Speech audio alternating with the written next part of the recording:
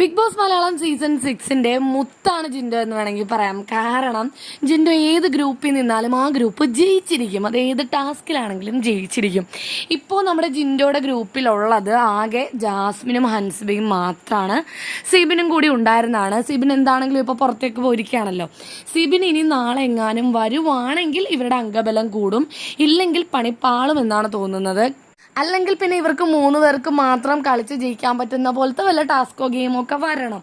അല്ലാത്ത പക്ഷം സിബിനും കൂടി ഇല്ലെങ്കിൽ അംഗബലം കുറവുള്ളത് കൊണ്ട് ചിലപ്പോൾ തോൽക്കാനുള്ളൊരു സാധ്യതയുണ്ട്. എന്താണെങ്കിലും ഇതുവരെ ചെന്ന് പെട്ട എല്ലാ ഗ്രൂപ്പുകളിലും നല്ല രീതിയിലുള്ള പ്രകടനം കാഴ്ചവെച്ച വ്യക്തിയാണ് ജിൻഡോ.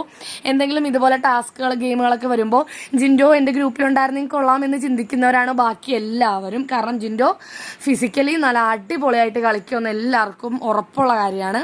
ചിലപ്പോൾ എന്താണെങ്കിലും നാളെ പവർ ടീമിനെതിരായിട്ടുള്ള ഒരു ഗെയിം വരാനുള്ള ചാൻസ് ഉണ്ട്. അങ്ങനെയാണെങ്കിൽ പവർ ടീമിനെതിരെ എങ്ങനെ ജിൻഡോയും ജിൻഡോൻ്റെ കൂടെ ജാസ്മിനും ഹൻസിബയൊക്കെ കളിക്കുമെന്ന് നമുക്ക് കാത്തിരുന്ന് കാണാം.